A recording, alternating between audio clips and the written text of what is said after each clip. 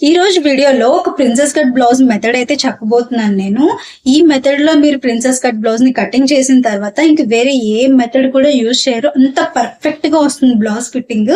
So వీడియోని అయితే ఎక్కడ స్కిప్ చేయకుండా చూడండి. అడ్వాన్స్డ్ ప్రిన్సెస్ కట్ బ్లౌజ్ అయితే ఇప్పుడు మనం కటింగ్ చేయబోతున్నాము.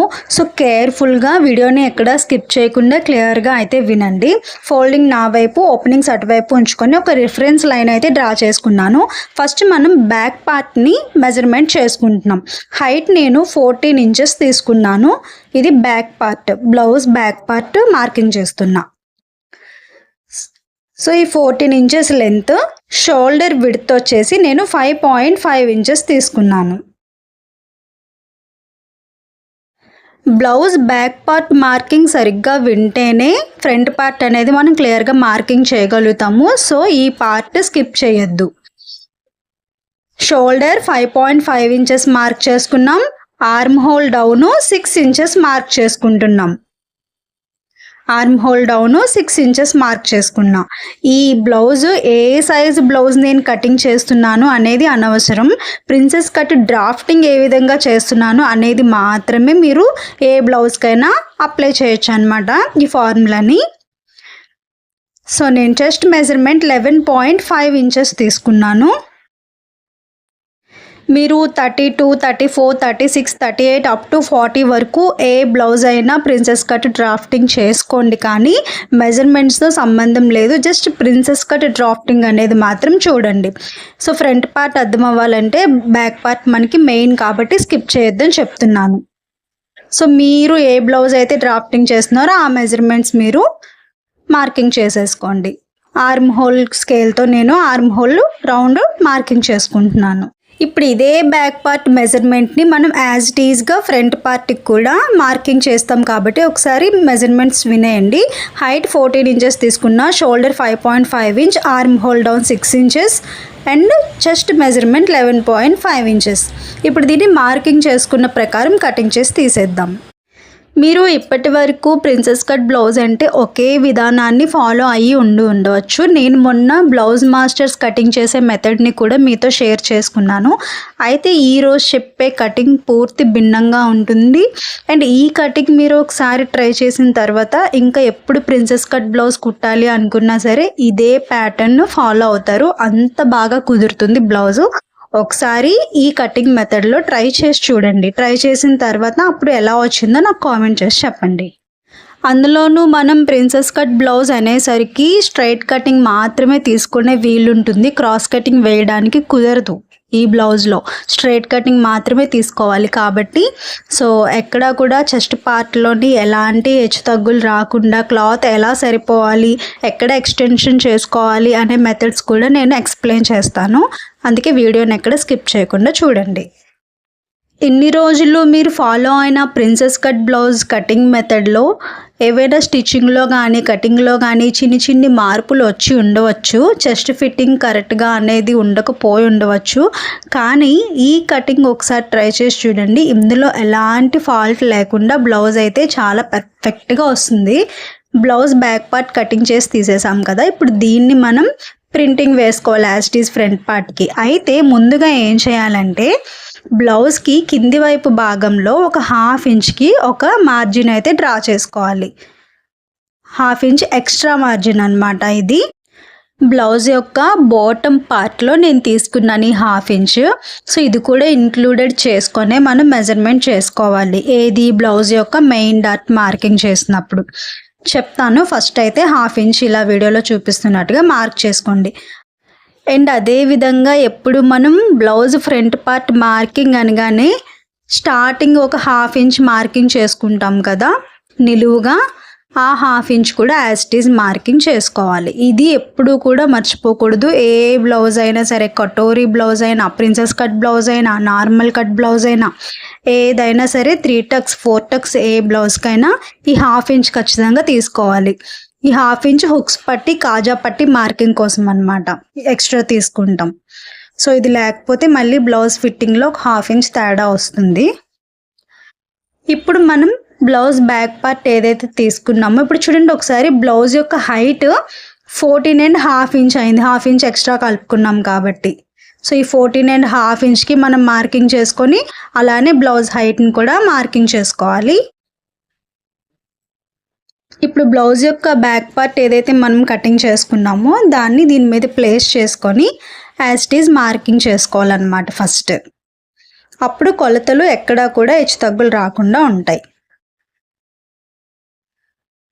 సో ఇలా ఆ 1/2 ఇంచ్ ఏదైతే ఎక్స్ట్రా ఉందో ఆ బాక్స్ లోపల 1/2 ఇంచ్ వదిలేసి మార్జిన్ లోపల ఇలా మనం కటింగ్ చేసుకున్న ప్యాటర్న్ పెట్టుకొని యాజ్ ఇట్ ఈజ్ మార్కింగ్ చేసేసుకోవాలి.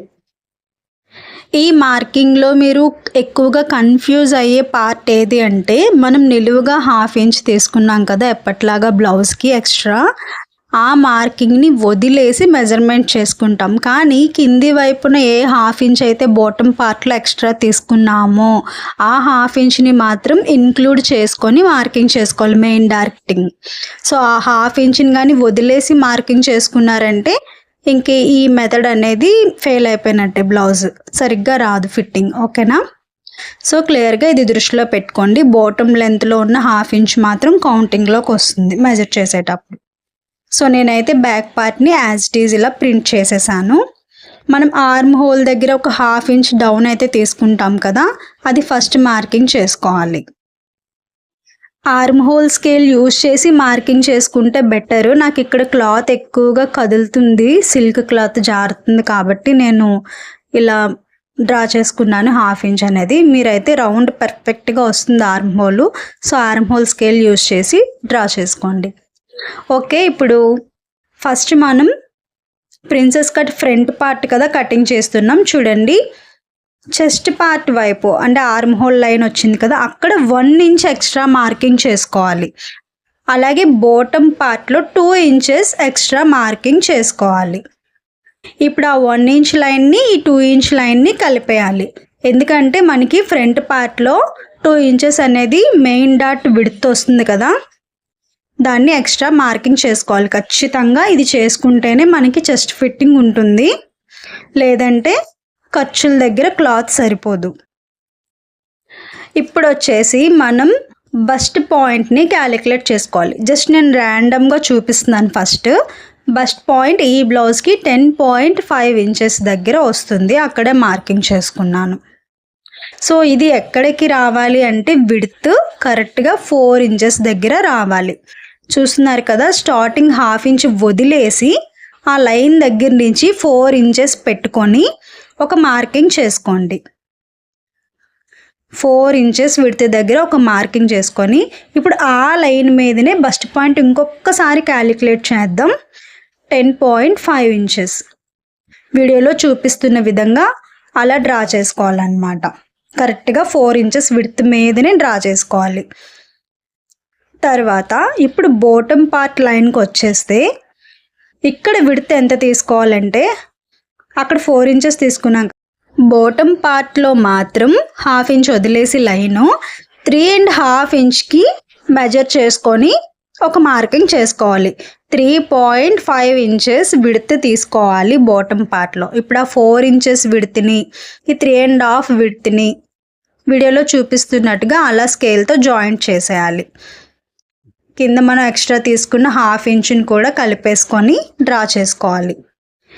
ఇప్పుడు ఆర్మ్ హోల్ స్కేల్ యూజ్ చేసి బస్ట్ పాయింట్ దగ్గర నుంచి ఆర్మ్ హోల్ రౌండ్ తిరిగే వరకు ఆర్మ్ హోల్ స్కేల్ని కరెక్ట్గా ప్లేస్ చేసుకోవాలి, లేదంటే ఇక్కడ ప్రిన్సెస్ కట్ మనకి క్రాస్ అయిపోతుంది.